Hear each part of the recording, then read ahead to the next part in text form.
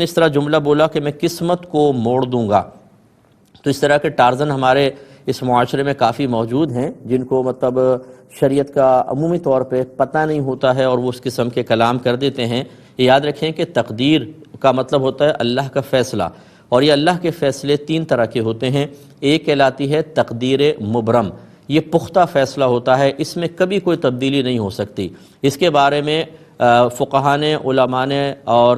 جو علماء متکلمین ہیں علم کلام سے یعنی عقیدے کے علم سے تعلق رکھنے والے علماء خود یہ برملا کہتے ہیں کہ اگر انبیاء علیہم السلام بھی اس فیصلے کے خلاف کوئی دعا کرنے لگیں عدم توجہی کی بنا پر، تو اللہ تبارک و تعالیٰ انہیں اس دعا سے روک دیتا ہے۔ تقدیر مبرم میں کوئی تبدیلی نہیں ہوتی۔ دوسری ہوتی ہے تقدیر معلق۔ تقدیر معلق کا مطلب یہ ہوتا ہے کہ فرشتوں کو صحائف دیے جاتے ہیں، اس میں کسی شخص کے بارے میں، اس کے کسی فعل وغیرہ افعال کے بارے میں، اس کے متعلق کسی چیز کے بارے میں دو تین آپشن لکھے ہوتے ہیں۔ مثلا یہ اس راستے سے جائے گا تو ایکسیڈنٹ ہوگا، اس راستے سے جائے گا تو مر جائے گا، اس راستے سے جائے گا تو صحیح سلامت آفس تک پہنچ جائے گا، یہ فرشتوں کو لکھا ہوتا ہے۔ اب وہ ایک راستے پہ چلتا ہے،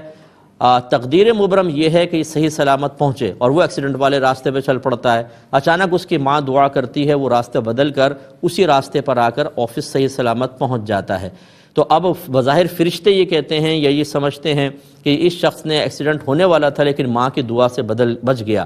یہ جو حدیث میں ہے کہ دعا تقدیر کو بدل دیتی ہے، وہ یہی ہے کہ تقدیر معلق وہ کسی اور جو لکھی ہوئی آپشنز ہوتے ہیں اس کی طرف جا رہا ہوتا ہے یا وہ اس کے ساتھ معاملہ ہو رہا ہوتا ہے، لیکن کسی کی دعا، کوئی اچھا عمل اسے تقدیر مبرم کی طرف لے آتا ہے اور معاملہ بدل جاتا ہے۔ لیکن آپ غور کریں گے تو نتیجہ یہ نکلے گا کہ اصل میں تقدیر مبرم ہی تھی۔ تیسری چیز ہوتی ہے تقدیر معلق شبیہ بمبرم۔ اس کا مطلب یہ ہوتا ہے کہ فرشتوں کو ایک صحیفہ دیا جاتا ہے، یہ شخص 6 مہینے میں مر جائے گا، اس میں دوسرا آپشن تو کوئی بھی نہیں ہے، فرشتہ سمجھتے ہیں 6 مہینے میں مرے گا، لیکن علم الہی میں یہ ہوتا ہے کہ یہ تقدیر مبرم نہیں، یہ تقدیر معلق ہے۔ ایک اور چیز بھی ہوتی ہے کہ اللہ تعالیٰ نے یہ لکھا ہوتا ہے کہ اس کی ماں دعا کرے گی، اور یہ یعنی اس نے مرنا تھا 1 سال بعد، یہاں لکھ کے دیا جاتا ہے کہ 6 مہینے میں مرے گا، اور پھر اس کی ماں دعا کرتی ہے، وہ 6 مہینے اور زندہ رہتا ہے، سال کے بعد مرتا ہے۔ اب یہ نہیں کہ فرشتے کہتے ہیں تو ہمیں غلط لکھا ہوا دیا تھا، نہیں، بلکہ وہ فوراً یہ سمجھ جاتے ہیں کہ جو ہمیں لکھ کر دیا تھا یہ ہم سمجھ رہے تھے کہ مبرم ہے، پختہ ہے، لیکن اصل میں تو یہ معلق تھا، دعا کی وجہ سے 6 مہینے کی عمر بڑھی ہے، لیکن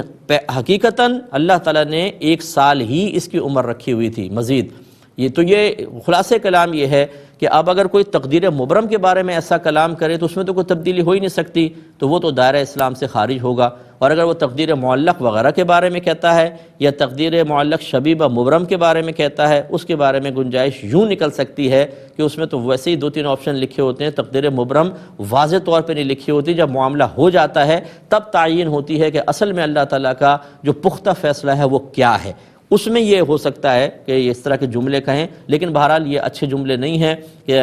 بعض لوگ کہتے ہیں انسان اپنی تقدیر خود بناتا ہے۔ یہ تو گویا کہ بالکل اللہ کے فیصلے کا انکار ہے کہ اللہ تعالیٰ کا فیصلہ کچھ بھی نہیں ہے، اصل میں تو ہم کرتے ہیں۔ یہ بڑا خطرناک جملہ ہے، اس سے انسان دائرہ اسلام سے خارج ہوگا اور اسے احتیاطاً تجدید ایمان اور تجدید نکاح کرنا پڑے گا۔